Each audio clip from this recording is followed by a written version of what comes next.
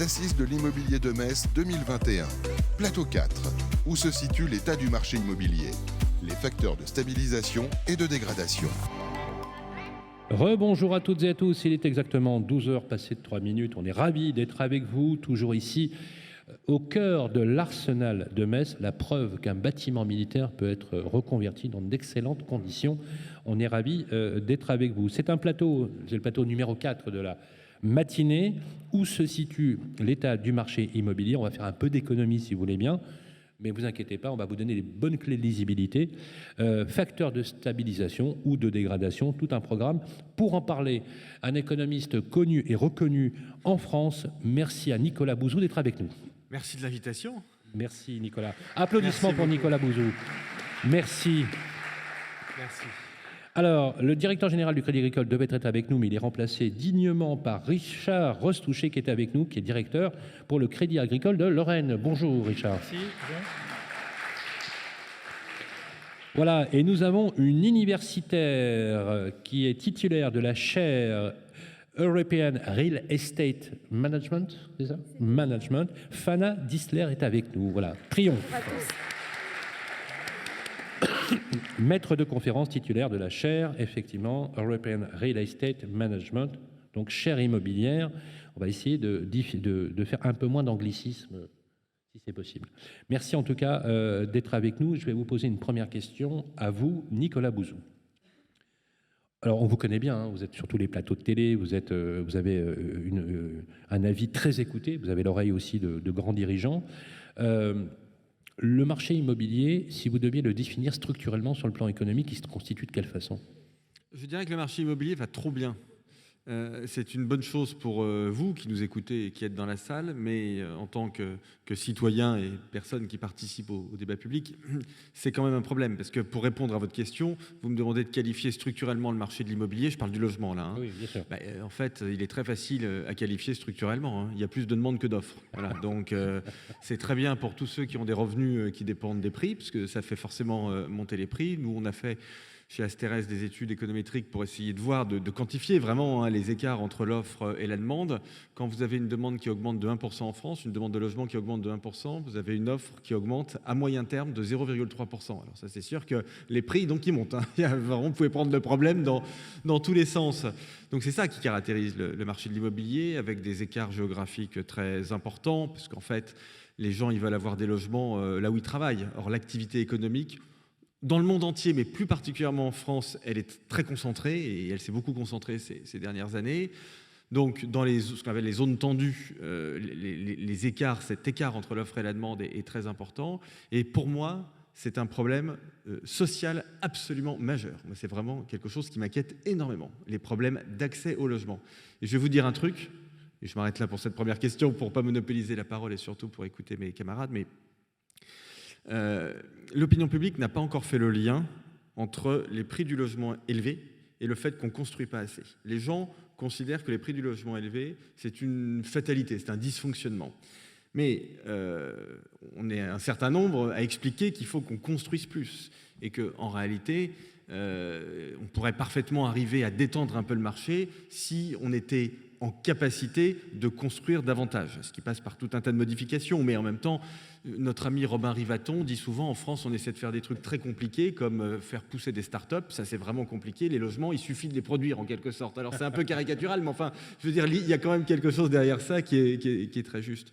Et donc, quand nos concitoyens auront compris que leurs enfants ne peuvent pas accéder au logement parce qu'on n'a pas construit assez, à mon avis, ça peut créer des désordres sociaux. Et d'ailleurs, je vais vous dire un truc, c'est très rare, moi, que je manifeste. Hein.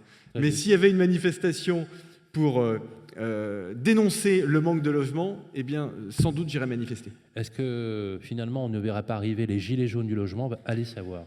En fait, là, juste un tout petit mot là-dessus, parce que votre question est provocatrice. Mais ne se mobilisent pas plus pour ça. Mais en fait, il y a quelque chose d'assez profond dans votre question, c'est que les gilets jaunes, c'était une question au départ de mobilité, c'est-à-dire que c'était les taxes sur les carburants, les 80 km/h, etc. Ouais. Mais la mobilité et le logement, en fait, c'est le même couple, parce que pourquoi est-ce que les gens sont mobiles? Pour aller de leur logement au travail. Vous voyez? Donc quand les gens sont obligés de s'éloigner beaucoup de leur lieu de travail parce qu'il n'y a pas de logement dans les villes, dans les grandes villes, ou en périphérie même des grandes villes, en première couronne, et du coup, la problématique de la mobilité, elle devient absolument fondamentale. Donc, il y a un vrai sujet derrière ça. Après, il y a aussi eu des politiques sur lesquelles on pourra revenir, des politiques monétaires notamment, qui ont fait beaucoup monter les prix des logements. Mais fondamentalement, le point essentiel, c'est qu'on n'a pas assez de logements en France. Et d'ailleurs, et là je m'arrête vraiment, mais c'est pas propre à la France, hein. Là, pour le coup, je veux dire, aux États-Unis, c'est pire, hein. Vous allez à San Francisco, vous avez des dizaines de milliers de personnes qui dorment dans leur voiture, tout simplement parce que, alors là, il y a même le marché ne fonctionne même plus, les prix fonctionnent même plus. Là, on est comme en Union soviétique dans les années 50, il y a moins de logements que de gens. Voilà. Et donc, du coup, les gens, y compris des gens qui ont des professions, je dirais, intermédiaires, hein, vous avez des enseignants qui dorment dans leur voiture. Voilà. Moi, je ne veux pas qu'on en arrive là en France, mais on va en prendre le chemin si on ne fait rien. Alors, c'est très intéressant ce que vous dites, et j'abonde complètement dans votre sens. Ce que vous dites en substance, c'est que c'est un problème social, donc c'est donc un problème politique. Ça veut dire que c'est aussi l'absence d'une politique volontariste sur la construction et l'aménagement du territoire que vous posez. Alors moi, j'aimerais poser la question à la maître de conférence que vous êtes. On dit ça, maître de conférence ou maîtresse de conférence? Oui, enseignante, si vous voulez. D'accord. Non, parce qu'aujourd'hui, il faut faire très attention à ce qu'on dit. Voilà, Fana Distler, je vais vous appeler Fana, ça vous va? Il n'y a pas de souci. Voilà. Alors, Fana, à la lumière de ce que vient de nous expliquer l'économiste Nicolas Bouzou, qu'est-ce que ça vous évoque? Est-ce que vous partagez le même constat? Oui, je partage le même constat sur le décalage, effectivement, entre la demande et l'offre. Mais au-delà de ce constat-là, je pense aussi qu'il y a un facteur qui joue vraiment en lien avec le secteur de l'immobilier, c'est le facteur confiance. C'est-à-dire que cela soit les investisseurs privés que les investisseurs institutionnels, on voit bien avec la reprise des transactions, on atteint un niveau quand même qui rejoint le niveau même d'avant la crise de 2007-2008. On voit bien que l'immobilier constitue vraiment, aux yeux des investisseurs, en fait, une valeur refuge. Et ça, je pense que c'est vraiment aussi un facteur de stabilisation. Alors, c'est intéressant ce que vous dites. Et là, du coup, vous me tendez une perche pour le financier que vous êtes, le banquier que vous êtes. Quand on voit aujourd'hui la gestion en matière d'allocation d'actifs en France, allocation d'actifs, c'est-à-dire qu'en fait, les choix des investisseurs, notamment ce qu'on appelle les zinzins, les investisseurs institutionnels, on voit bien que depuis le confinement, il y a une espèce de redécouverte avec des deals incroyables sur le logement résidentiel, notamment des grosses foncières qui ont changé complètement de stratégie d'investissement en rachetant, mais de façon absolument massive, et à essayer de reconstituer leur portefeuille résidentiel. Ce qui n'était pas le cas il y a une dizaine d'années ou une quinzaine d'années, où ils se sont carrément débarrassés de leur portefeuille résidentiel. Je prends le cas de Gessina, par exemple, qui avait lourdement, pas bradé, mais vendu son portefeuille, qui revient maintenant au logement résidentiel. Le facteur financement de l'immobilier est un facteur clé, à la fois pour le bâti ancien, c'est-à-dire l'ancien, mais là, du coup, force de constater que certaines métropoles, je vous donne quelques chiffres, moins 47% de délivrance de permis de construire dans certaines métropoles, d'autres ont atteint des chiffres de plus de 80%, et je vais vous donner un cas, c'est le cas d'Annecy, lorsque le maire actuel, qui est écolo, mais à la limite, pourquoi pas, hein, c'est pas le sujet, est arrivé aux affaires, en instruction, il y avait 57 permis. Il en a retoqué 54. Et l'effet délétère de cette politique, et on lui a posé d'ailleurs la question, c'est que les Annéciens, du coup, ils ne sont pas logés, quoi. Alors, est-ce qu'aujourd'hui, vous, en tant que banquier ancré dans le territoire, hein, c'est un peu l'ADN du Crédit Agricole, vous constatez la même chose, et quelle est votre marge de manœuvre pour essayer effectivement de doper, à la fois dans votre relation avec la métropole, les élus locaux, le fait que vous puissiez financer, parce que vous voulez financer des programmes neufs? Oui. Alors effectivement, on fait à peu près le même constat. Hein. C'est que d'un côté, on a des particuliers, mais également des investisseurs qui sont très mobilisés sur la partie immobilière. Pourquoi déjà? Parce que les taux sont bas, les rendements des autres actifs, notamment bancaires, sont extrêmement faibles. L'assurance vie ne paye plus, ou moins. Donc effectivement, il y a une vraie orientation face à ce sujet-là. Donc ça explique le fait que les investisseurs particuliers comme les investisseurs institutionnels se tournent vers ce type de produit. Après, comment nous, peut les aider dans ce sens-là. C'est une démarche qu'on fait au quotidien dans le cadre notamment des promotions qu'on peut financer, des relations qu'on peut avoir dans le territoire avec un certain nombre de maires, d'agglos, etc. Mais il faut avouer derrière également qu'il y a une partie, j'ai envie de dire, politique que nous ne maîtrisons pas. Effectivement, quand vous dites qu'il y a un certain nombre de communes de permis qui étaient en cours et qui ont été retoqués simplement parce que la couleur de la mairie a changé entre 2 élections, voilà, c'est un bout d'explication. Après, je pense également qu'il y a un autre facteur de rattrapage, pour peut-être compléter la réponse de Nicolas Bouzou, qui ne s'est pas totalement fait. C'est-à-dire qu'en 2020, vous avez eu en même temps la crise sanitaire, vous avez eu en même temps les élections, et donc là, il y a des permis qui sont restés en rade, qui ne sont jamais validés. 2021, vous avez un phénomène de rattrapage, mais qui n'est pas suffisant aujourd'hui, qui est largement en dessous de la demande. Effectivement, on se retrouve avec une offre qui est décalée par rapport à la demande. Alors, le président Emmanuel Macron nous avait promis, Nicolas, un choc de l'offre. Force de constater que c'est plutôt un choc de non-offre, on va dire. Des baisses dramatiques, etc. Pourquoi on ne construit pas en France ? En fait, on ne veut plus construire. C'est même pire que ça, en fait. C'est qu'en réalité, cet écart entre l'offre et la demande, il s'est plutôt accru ces dernières années. En fait, il suffit pas, le diagnostic du président de la République est le bon. Il faudrait un choc d'offres. Mais en fait, ce que l'on voit très bien, et j'en discutais encore à la sortie de cette salle avec des élus, avec des maires, qui m'expliquent très bien qu'en réalité, ils font face à des injonctions contradictoires. C'est-à-dire que d'un côté, on leur dit de construire plus, et de l'autre, vous avez deux éléments qui ne les poussent pas à construire. La première chose, c'est que on veut construire plus à titre collectif, mais on ne veut pas que ce soit près de chez soi. Donc il y a un vrai problème politique, un problème citoyen. Ça, c'est la première chose. Et puis, l'État lui-même envoie des injonctions contradictoires. Parce que le président de la République dit qu'il faut construire plus, mais, je schématise un peu, pardonnez-moi, mais c'est pour être très clair dans le débat, mais la ministre de la Transition écologique va dire attention, pas d'artificialisation des sols, donc construisez moins. Voilà, zéro artificialisation nette. Et en fait, et quand on regarde la loi attentivement, c'est plutôt la ministre de la Transition écologique qui l'emporte que la ministre du Logement. Raison pour laquelle, moi, ce que je conseille aux candidats que je vois, et qui sont tous à peu près d'accord sur ce diagnostic. Enfin, tout le monde, alors à part peut-être Yannick Jadot, et encore, je ne sais pas, il faudra en discuter avec lui, mais la plupart des candidats voient bien qu'il faut construire plus. Mais moi, ce que je leur suggère, c'est de mettre un vrai ministre du Logement. Voilà. Non, j'ai beaucoup d'amitié pour la ministre du Logement, mais je veux dire, il faut quelqu'un qui ait vraiment du poids politique, qui ait la confiance du président de la République, et qui va pouvoir modifier la loi. Ouais, c'est ça ce qu'il faut. Parce que si on dit seulement construisez plus, en fait, ça ne marche pas. Moi, les maires me le disent. Ils me disent, mais attendez, mais sur quel terrain on ne peut pas, c'est compliqué, ça prend des années, il n'y a pas un projet pour lequel on n'a pas des années de recours. Donc, même les élus qui veulent construire, ce qui n'est pas le cas de tous les élus, il faut être motivé pour construire en raison de la problématique politique dont je parlais. Et donc, même ceux qui sont motivés pour construire ont du mal. Si vous ajoutez à cela, je vais être un peu polémique, mais je suis d'accord avec moi-même, la loi SRU qui dit aux gens, il faut construire, mais surtout, n'oubliez pas que dans vos constructions, il faut mettre plein de logements sociaux. Donc, vous ajoutez une complexité supplémentaire. Et donc, l'État, je vous dis, envoie des injonctions paradoxales. Une toute petite anecdote en 30 secondes. J'habite dans une ville de la banlieue parisienne, qui est l'une des plus carencées en logements sociaux. C'est historique, etc. Bon, donc on essaie de rattraper le retard, mais c'est évidemment très difficile. Et pour rattraper le retard, on construit beaucoup. Mais selon la ministre du Logement, qui est une amie, ça ne va pas assez vite. Et donc, elle a enlevé les permis de construire à mon excellent maire et elle les a donnés au préfet, ce que la loi permet de faire. Oui. Depuis que le préfet a les permis de construire, nous avons mis en chantier, je vous donne en mille, un logement. Ça fait à peu près 1 an. C'est-à-dire que c'est très intéressant. L'État lui-même n'arrive pas à respecter ses propres règles.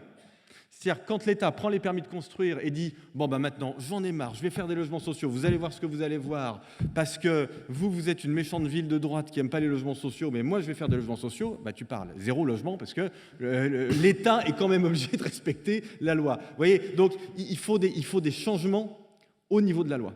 Et donc, au passage, et ça pour Radio Imo, c'est très important, Super débat là pour la présidentielle. Hein. Alors là, super intéressant. Il faut sensibiliser les gens à ça. Hein. Alors là, et d'ailleurs, je me ferai un plaisir de vous inviter comme expert sur avec ces candidats, parce que les candidats à la présidentielle, y compris le président Macron, viendront sur nos plateaux pour parler de la politique du logement, notamment, qui est un vrai sujet. Alors justement, quelques chiffres que j'aimerais vous donner. Il y a un peu plus de 4 millions de personnes qui sont, on va dire, en mal logement en France, dont plus de 2,5 millions, je crois, à corroborer, sont inscrits sur les listes de logements sociaux.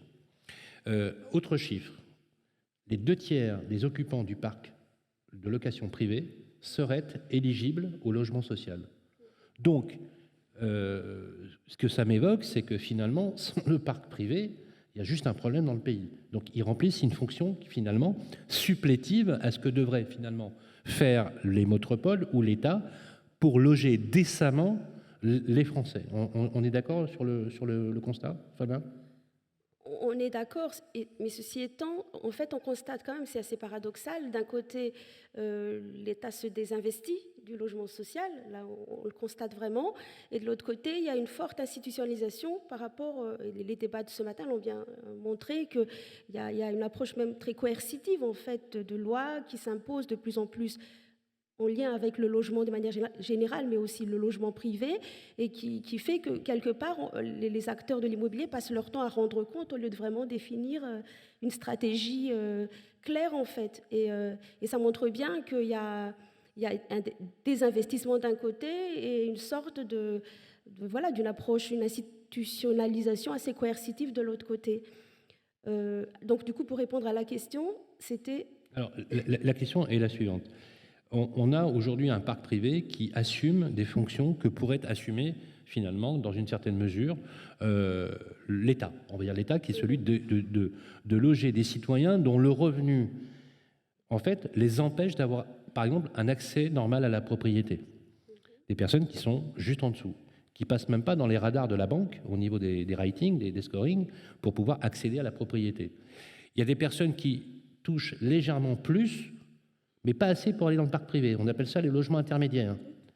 Donc, ce sont des strates, en fait, qui permettent, quelque part, de générer une politique du logement multipolaire pour les typologies de situations. Est-ce que vous constatez qu'il y a des déséquilibres, notamment un déséquilibre, un phénomène sociologique sur lequel on essaye tous de lutter, mais ça, quand j'ai commenté il y a 30 ans, on en parlait déjà, qui est la gentrification urbaine, et qui, finalement, par nature, la gentrification exclut les populations et travailleurs moyens et les éloigne, comme le disait d'ailleurs tout à l'heure Nicolas, de l'emploi aussi. Parce que quand on ne peut pas se loger en centre-ville, je ne sais pas si c'est votre cas dans la salle, il y a des jeunes qui veulent se loger en centre-ville, pas très loin de l'université ou de l'école. Quand on voit le prix des loyers, eh ben, qu'est-ce que vous faites ? Vous n'y avez pas accès, donc forcément, vous allez en première, deuxième, troisième couronne. Fana, une réaction là-dessus ? Non, je rejoins tout à fait le constat, effectivement, oui. Et le fait, en l'occurrence, que le logement intermédiaire, c'est au-delà du logement intermédiaire en soi, c'est même toute la politique de ce qui s'est passé avec les APL, tout ça. Donc on voit bien qu'il y a quand même une difficulté. Et ce qui touche d'autant plus avec la loi Elan aussi, la loi Elan qui a vraiment impacté les bailleurs sociaux, qui les oblige à fusionner et qui les oblige quelque part à être aussi dans une logique vraiment de gestion de clientèle au lieu du locataire qui était avant dans une approche vraiment de logement social. Oui, enfin, les bénéficiaires du logement social deviennent des clients demain matin. Quoi. Exactement, c'est exactement. C'est-à-dire que c'est de plus en plus. J'avais fait une étude là-dessus, notamment sur les déclarations de performance extra-financière, donc ce que les bailleurs sociaux communiquent dans leurs déclarations à destination des parties prenantes externes, et le mot client revenait vraiment à la place de locataire. On revoit de plus en plus le mot client dans leurs déclarations. Alors, le monde du logement social a eu chaud aux fesses il y a quelques mois, puisque l'État avait prévu de ponctionner 1,3 milliard d'euros d'excédent de trésorerie. Ils sont passés au travers. C'est Jean Castex qui a tranché, effectivement. Donc, heureusement, chez Action Logement, on souffle, bien évidemment. Ça ne veut pas dire qu'ils n'ont pas une mission imminente. Alors, justement, je vais parler à vous, le financier. Les crédits immobiliers, cette année, c'est 240 milliards d'investissements. C'est énorme. Oui. Donc, finalement, quand on voit le marché... C'est schizophrénant, finalement, quand on voit les choses.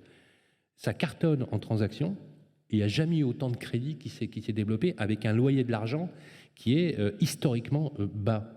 Et à côté de ça, Nicolas l'a rappelé, il y a ce qu'on appelle des injonctions ou des contraintes absolues qui parfois se catapultent, mais qui sont de toute façon pas négociables, il n'y a même pas d'option là-dessus, qui est celle où on ne veut plus artificialiser les sols, donc zéro étalement urbain, sauf qu'on a quand même depuis 15 ans une pression démographique qui fait qu'à un moment donné, de toute façon, il faudra bien se poser la question. Alors la question, c'est la hauteur, peut-être la verticalité, la densité, et réduire les surfaces, mais en tout cas, il faudra trouver une solution. Mais vous, les banquiers, en matière de crédit immobilier, bah, la crise, vous ne la voyez pas, quoi.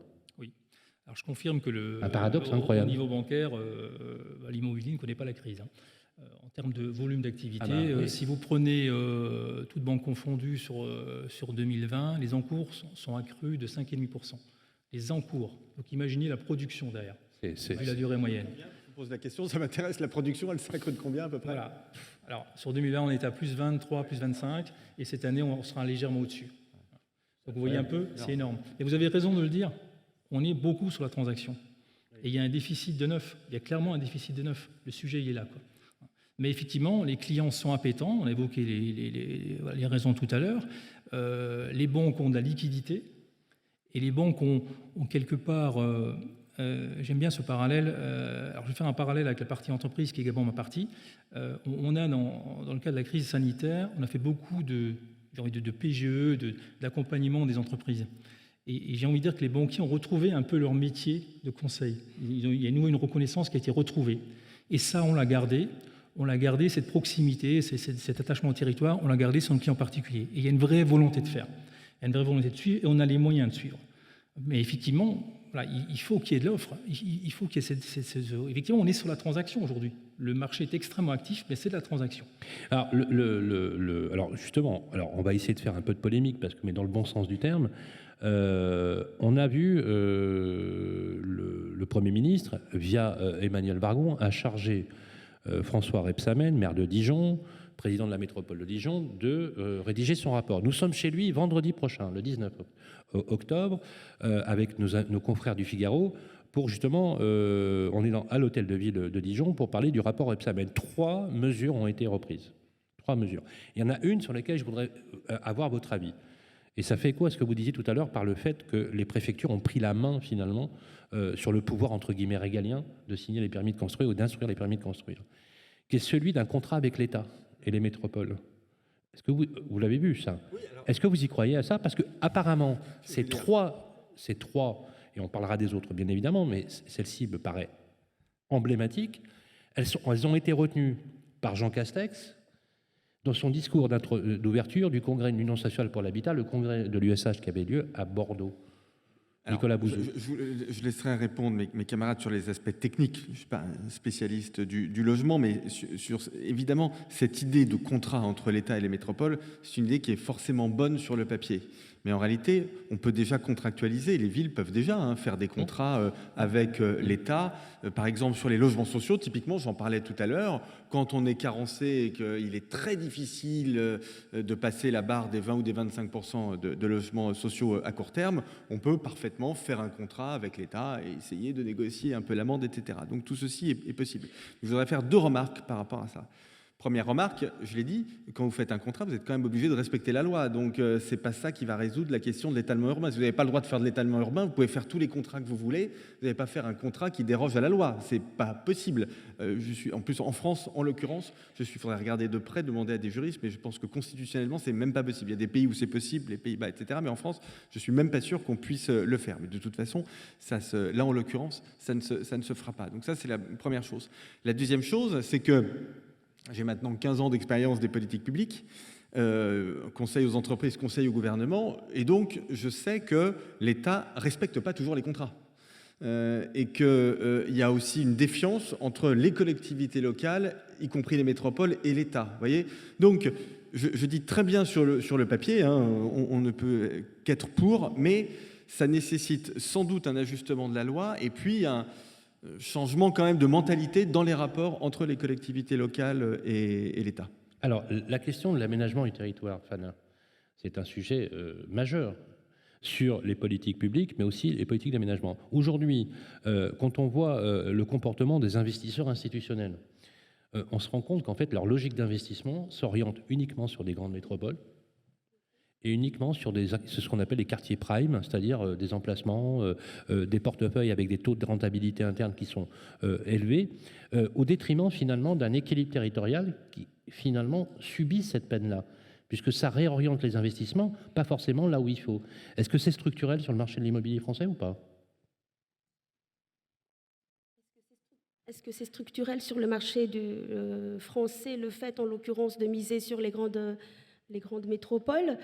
Je dirais, j'aurais tendance à dire qu'il faut aussi, parce que là on parle beaucoup de l'immobilier à travers essentiellement le résidentiel et le logement, Oui, et au-delà de l'immobilier résidentiel, l'immobilier c'est aussi les bureaux, c'est aussi l'immobilier de commerce. L'hôtellerie. Voilà, l'hôtellerie, effectivement. Ouais. Et donc en fonction de la typologie de biens immobiliers, on ne pourra pas faire forcément le même constat.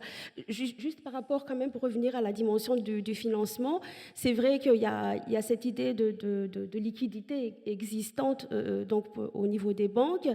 Mais il y a aussi, et qui va peut-être changer la donne, en tout cas peut-être stabiliser, ou je ne sais pas ce que ça va donner derrière, mais les recommandations du Haut Conseil sur la stabilité financière qui fixent désormais notamment quand même une durée limitée au crédit immobilier.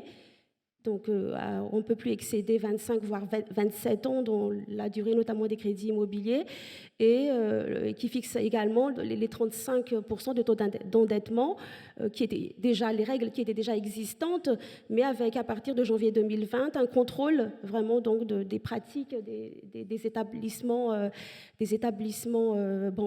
bancaire, justement pour éviter qu'il y ait un octroi trop facile, ce qui participe d'ailleurs derrière aussi à l'envolée des prix, puisque quand on octroie des crédits immobiliers, ça participe à faire augmenter la demande, donc derrière, ça contribue aussi à l'augmentation des prix. Alors, Richard, est-ce que finalement l'accès au crédit, alors on sait que le ventre mou du marché en transaction immobilière, c'est la primo-accession. Oui, bien sûr. C'est le tracteur du marché. Parce qu'à partir de là, on devient logiquement de primo à secondo, et ensuite on investit, etc. Et c'est l'achat d'une vie. On sait que le coefficient de détention patrimoniale en France, il est faible, je crois qu'il est de 1, à peine de 1. C'est-à-dire que concrètement, on est propriétaire de sa résidence principale. Bon, ça casse un peu le mythe aussi du multipropriétaire français capitaliste. C'est pas du tout le cas.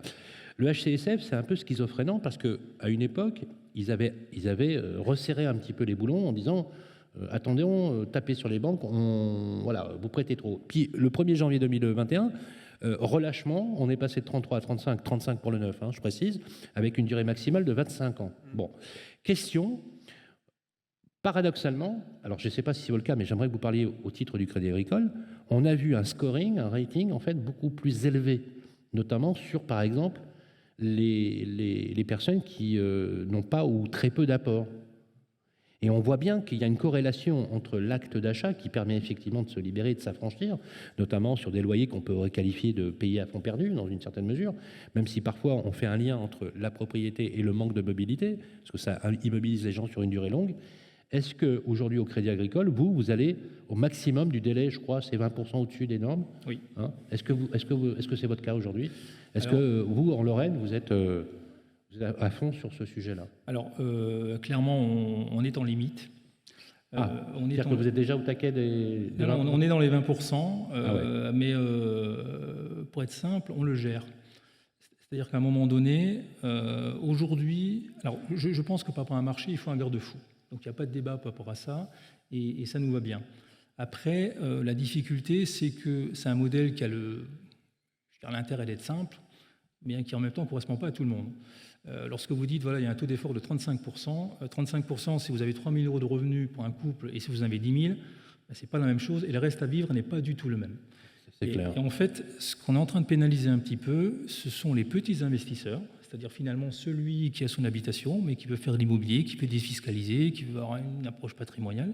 Et à un moment donné, on va dire, non, aux états de 35%, ça n'ira pas plus loin. Et donc, effectivement, aujourd'hui, ça reste raisonnable.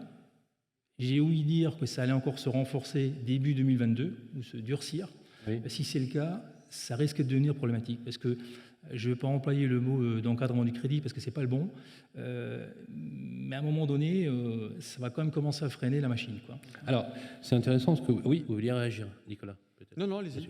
Alors justement, je vais abonder là sur l'idée. On a posé la question à Emmanuel Vargon. On lui a dit, voilà, pourquoi, effectivement, le HCSF a mis en garde les banques. Quelle est votre position sur le crédit? Voici ce qu'elle nous a répondu texto. Le gouvernement a fait le choix de ne plus ou de moins endetter les Français. Autrement dit, le choix, c'est de dire, c'est risqué de prendre un crédit, ne le prenez pas, continuez finalement à payer un loyer. On ne peut pas dire que c'est à fond perdu, mais quand même, l'avantage du crédit immobilier long terme, c'est quand même une épargne à l'envers, hein, quelque part, dans une certaine mesure. Et je pense qu'il n'y en a pas un ici qui va dire, voilà, j'aimerais payer toute ma vie un loyer. Forcément, on a tous envie de capitaliser, moi le premier, voilà, on est d'accord là-dessus. Sauf que dans le même moment, elle nous dit, et d'ailleurs elle reconnaît dans une certaine mesure l'ambiguïté du discours, que de toute façon, pour effectivement développement durable, impact sur le climat, etc., on ne pourra plus construire. Donc, c'est tous les ingrédients d'une crise sociale. Non, ça ne va pas. Voilà, ça ne va pas. C'est-à-dire que le problème que j'ai, moi, en tant que journaliste, Nicolas, et j'aimerais que vous m'aidiez à décrypter, c'est qu'on a du mal à avoir de la lisibilité dans une cohérence claire de cette politique. Non, voilà. Ça ne va pas du tout. Les gens s'endettent beaucoup au titre de l'immobilier parce que les prix sont élevés. Ce n'est pas parce qu'il y a une espèce de frénésie pour l'immobilier en France, ce n'est pas parce qu'ils veulent spéculer sur l'immobilier, ce n'est pas parce qu'ils veulent acheter trois logements, c'est pas ça. C'est pas ça. C'est parce qu'ils n'ont pas le choix, parce que les prix sont élevés, que les emplois en France, comme partout, je l'ai dit, sont plutôt aujourd'hui dans les métropoles, c'est-à-dire là où ça coûte le plus cher, là où on a le plus de mal à densifier, là où on a le plus de mal à construire. Et comme en France, en plus, on a encore un taux de fécondité qui est raisonnable, qui n'est pas très élevé, mais quand même, vous avez beaucoup de gens qui ont 2 enfants, donc ils ont besoin d'avoir 1 ou 2 chambres supplémentaires. Mais forcément, vous avez une demande de crédit qui s'allonge. Et comme en plus, ça c'est tout à fait indépendant, mais on est dans un contexte financier où les taux d'intérêt restent incroyablement bas, y compris d'ailleurs sur le marché de l'immobilier. Je regardais les statistiques dans le train ce matin, on est encore sur des taux qui sont incroyablement bas. Mais du coup, voilà, vous avez un ensemble de facteurs qui amènent l'endettement des ménages à croître. Mais me semble-t-il, moi ça n'est pas un problème qui m'inquiète beaucoup. Déjà parce que les gens s'endettent, mais en même temps ils deviennent propriétaires. Donc ce qu'il faut regarder, c'est le patrimoine net des gens. À partir du moment où les prix continuent d'augmenter, en réalité ils font plutôt une bonne... Ils accroissent leur patrimoine. Oui, alors ils vivent dans des trucs pas très grands, mais en tout cas ils accroissent plutôt leur... quand les taux d'intérêt sont à zéro, c'est les questions de l'effet de levier, voilà, c'est des calculs mathématiques qui sont extrêmement simples, hein, mais quand vous avez des taux d'intérêt à zéro... remonter de façon un peu structurelle... Les taux d'intérêt ouais. En France, les gens sont à taux fixe, pour l'essentiel, à 80%, donc ça poserait des difficultés pour ceux qui sont en train d'arriver sur le marché, bien sûr. Ça ralentirait la volume. Mais je veux dire, il y a plus grand monde qui arrive sur le marché. C'est ça le problème. Les primo-accédants ont de plus en plus de difficultés. Donc, en fait, on est en train de créer 2 classes. La classe des propriétaires et la classe des non-propriétaires, mais avec une immense difficulté, c'est que la classe des non-propriétaires... Les classes sociales, moi, ça ne me dérange pas. Hein. Marx n'avait pas forcément tort, mais ce que je veux, c'est qu'on puisse passer de l'une à l'autre. Si, en revanche, les 2 classes sont complètement isolées, si vous ne pouvez pas passer de la classe des non-propriétaires à la classe des propriétaires, là, vous avez un problème majeur, surtout en France, où, pour beaucoup de raisons, mais notamment pour des raisons liées aux retraites, les gens considèrent, à mon avis, à fort juste titre, d'ailleurs, je ne suis pas conseiller patrimonial, mais je pense que c'est quand même globalement une bonne idée d'arriver à 60 ans en étant propriétaire de son logement et en ayant remboursé la plus grosse partie de son crédit. Ça me semble assez raisonnable, voyez. Donc, et donc les gens partagent ça. Donc il faut prendre le problème dans ce sens-là. Il ne faut pas dire il y a trop de crédit, on distribue trop de crédit, les banques prennent trop de risques. Non, en plus, les banques en France, honnêtement, alors de toute façon, vous me confirmerez forcément sur ce point, mais de ce que j'en vois, depuis 2008, quand même, les banques ont considérablement renforcé leur ratio de solvabilité, leur ratio de liquidité. Il n'y a pas de subprime, il n'y a pas ce genre de choses en France, il n'y a plus de titrisation en plus, ou quasiment plus, si vous regardez un petit peu plus loin. Il me semble pas, je peux me tromper là encore, il y a peut-être quelque chose que je n'ai pas vu, mais enfin il me semble pas qu'on soit très à risque sur ce sujet. Non, le vrai problème, c'est les prix des logements anciens. Et pour qu'il y ait finalement, parce que quand même c'est triple peine, resserrement de l'accès au crédit pour les primo-accédants, quasiment un taux très bas de construction de logements neufs, et donc, du coup, rabat mécanique sur le logement ancien qui fait donc mécaniquement augmenter les prix. Vous voulez réagir, Fana Dissler ? Oui, juste pour dire que ça part quand même d'un principe de prudence derrière tout ceci. C'est que ça donne l'impression un peu, on essaye de réguler, mais c'est vrai, même si, et c'est d'ailleurs, c'est ce qui caractérise un peu le système français et qui nous protège quelque part, C'est on l'a juste. bien vu par rapport à la crise de 2008, où cette approche prudentielle-là, de ne pas, de faire attention à la solvabilité, notamment des ménages ou des emprunteurs avant d'octroyer un crédit. Et c'est en cela que la stabilité financière dépend vraiment peut-être pas vraiment dans le sens de réguler, mais je pense que cette approche prudentielle est quand même importante. Réaction, Richard? Oui, je pense que, enfin, on a peut-être de très mauvais souvenirs sur la partie immobilière, notamment c'est ce prime, mais il faut bien se dire qu'en France, on n'est pas du tout par construction sur ce modèle-là. On l'a dit tout à l'heure, aux États-Unis, les subprimes, en 3 mots, hein, c'était des taux variables avec des crédits in fine, et derrière ça, des gens qui ont des revenus stables. Alors, cherchez l'explication. Là, on est sur une approche de loan to value, c'est-à-dire que finalement, on était sur l'espoir que le bien allait toujours se valoriser. À l'infini, voilà. Ouais. Donc c'est complètement faux. Ouais. Aujourd'hui, en France, demain, l'immobilier perd 20%. Et les propriétaires qui ont un crédit à rembourser, normalement, sauf crise économique, le rembourseront toujours. Les locataires payeront toujours leur loyer. Par contre, effectivement, si demain on a une crise immobilière, on peut avoir un réel travail, et ça c'est notre job au quotidien de banquier, d'être sur les professionnels de l'immobilier qui, eux, vont souffrir, parce qu'effectivement, à un moment donné, voilà, il va y avoir un décalage d'offre de demande, il y avait un effet de ciseau qu'on a déjà d'ailleurs un petit peu aujourd'hui, avec l'augmentation des prix des matières premières, où sur un certain nombre de promoteurs, on commence à sentir que le niveau de marge se resserre très très fortement.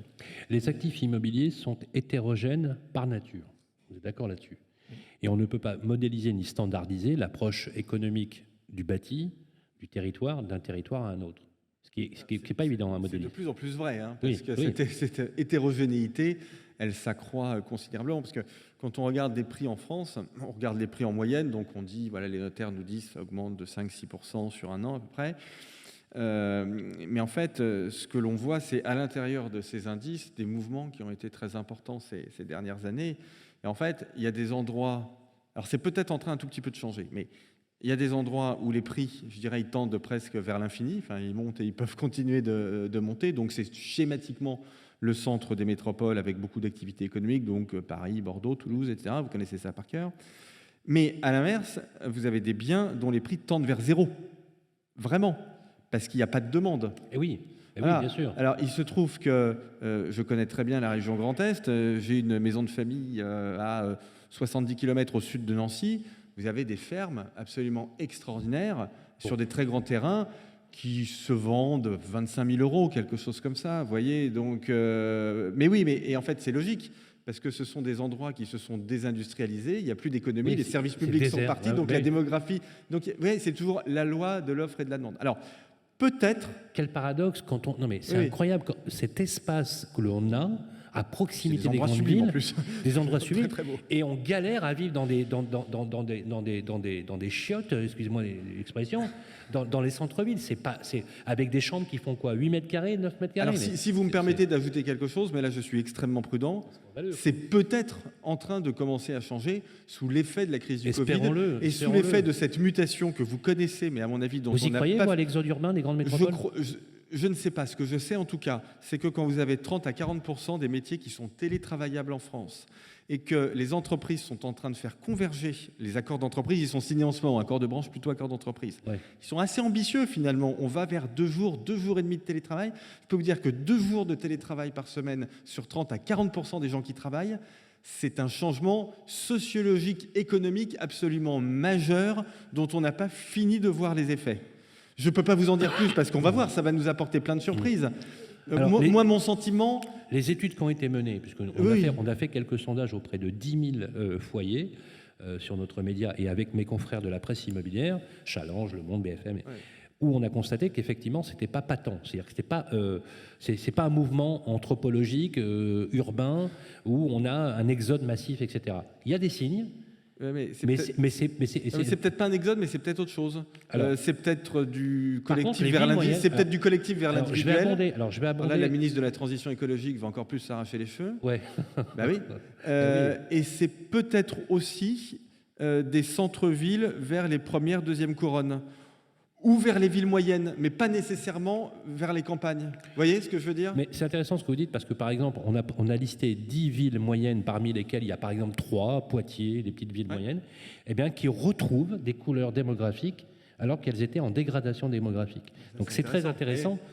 C'est très intéressant, et ça corrobore effectivement. Ce que dit Nicolas Bouzou est très juste, c'est-à-dire que si vous prenez simplement 30% des activités télétravaillables, c'est un mouvement sans précédent sur le plan sociologique, et là je partage complètement votre analyse.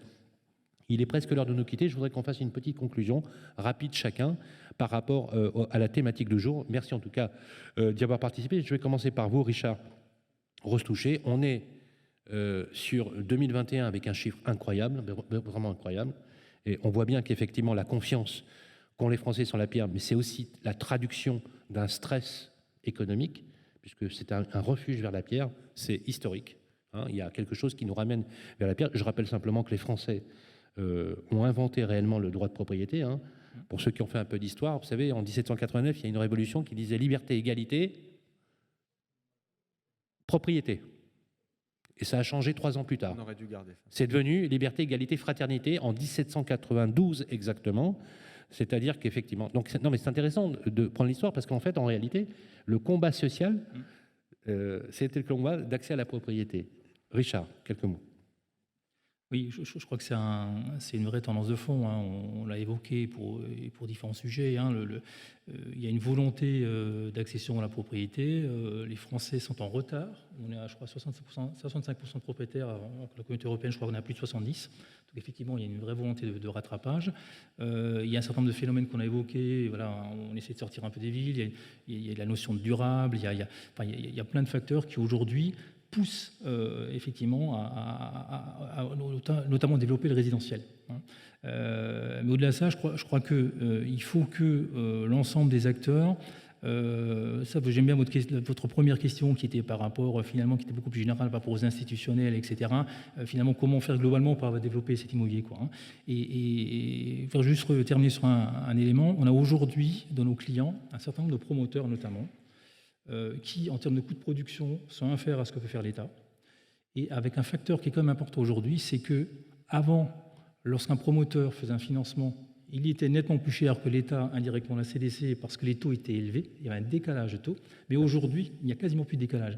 Donc aujourd'hui, à partir du moment où on arrive à des promoteurs à leur fournir des terrains, parce que le sujet il est là aujourd'hui, voilà, ils savent faire. C'est-à-dire que si les communes étaient capables, alors il y a bien entendu toute la problématique par rapport au monde agricole, ne pas consommer des terrains agricoles, mais si on était capable, notamment sur les dents creuses, ou en démolissant un certain nombre de bâtiments vétustes, etc., à refournir des terrains des promoteurs, je pense que le côté privé pourrait même prendre le dessus, notamment pour des locations ou l'achat pour des revenus modestes. Je pense qu'il y a un vrai sujet.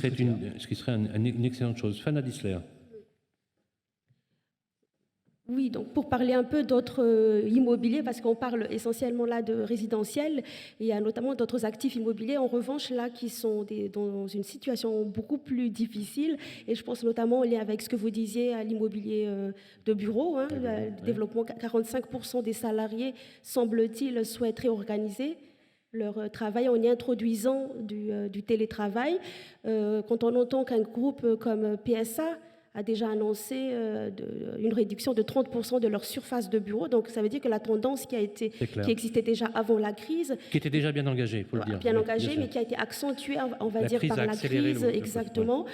Et je pense que là, il y a quand même un impact durable sur l'immobilier de bureau. Et je pense aussi à l'immobilier de commerce, qui, on a évoqué tout à l'heure, l'évolution des usages, des modes de consommation, qui conduit au développement de plus en plus de tout ce qui est e-commerce. Et là, je pense un intérêt un peu plus vers l'investissement sur l'immobilier logistique. Merci, Fanna Dissler. Alors, Nicolas Bouzou, en conclusion, les options sont plutôt optimistes de votre point de vue, de l'observateur que vous êtes? En fait, ce que je trouve absolument passionnant en ce moment, c'est les mutations qui sont enclenchées par la crise. Et en effet, si on élargit un peu, au fond, je dirais que le logement, schématiquement, c'est... il n'y a pas assez de logements et ils ne sont pas nécessairement aux bons endroits. Mais ce qui rajoute de la complexité dans l'équation, c'est qu'on se demande si les Français ne veulent pas aussi changer d'endroit. Les bureaux, c'est un peu l'inverse. Les bureaux, il y en a trop. Et autant les Français, en matière de logement, veulent peut-être plutôt sortir des villes, autant les bureaux veulent plutôt retourner dans les centres-villes. Parce que si vous faites du télétravail, c'est tout le problème de la défense en ce moment. Pardonnez-moi de parler d'un truc de parisien, mais c'est un sujet, je trouve, assez illustratif. C'est-à-dire que les salariés n'avaient vraiment pas envie de retourner dans les tours de la défense. Alors, on dit beaucoup qu'il faut faire des actifs fongibles et transformer les bureaux en logements. Oui. Ça aussi, c'est une idée qui court beaucoup dans les ministères. Moi, j'en parle beaucoup avec les promoteurs, etc. D'accord, transformer la tour NJ de la Défense en logement, c'est pas si simple que ça. Hein. Et puis, vous avez une question aussi fondamentale qui a à voir avec le logement et le bureau, qui n'est pas celle de notre table ronde, mais j'attire votre attention là-dessus parce qu'elle est aussi absolument passionnante, c'est celle de la transformation des commerces, qui là aussi été complètement accélérée avec la crise. Et moi, j'ai une vision assez radicale des choses. Je pense que vraiment, quelqu'un qui meurt aujourd'hui, c'est un client en moins pour les hypermarchés. En revanche, je crois qu'il y a quelque chose qui est très intéressant qui est en train de se passer dans les centres-villes. Donc, ce marché immobilier dont la racine est immo, c'est-à-dire qu'il ne bouge pas, en fait, est aujourd'hui en train de se mouvoir comme la politique. Vous voyez les sondages en ce moment qui n'arrêtent pas de bouger, etc. On est sur des sables mouvants dans tous les domaines, y compris l'immobilier. On a l'impression d'être sur des sables mouvants. Eh bien, écoutez, je prends rendez-vous avec vous, Nicolas Bouzou, pour rencontrer tous les candidats à la présidentielle, y compris notre président de la République. J'en vois un ce soir, justement, qui explique à cravate. Voilà, et lui dire les choses comme elles sont. En tout cas, merci d'y avoir participé. Le prochain plateau, mesdames et messieurs, est à 13h. C'est quelle est la valeur du fonds de commerce de nos agences immobilières? Comment faire pour la booster? Je voudrais qu'on remercie chaleureusement Richard Rostouché, directeur Crédit Agricole de Lorraine. Merci Richard. Un grand merci, applaudissements à Fana Disler, titulaire de la chaire RM. Merci beaucoup, universitaire. C'est un plaisir de vous avoir. Et un triomphe à Nicolas Bouzou, notre économiste préféré. Merci à toutes et à tous. On se retrouve à 13h.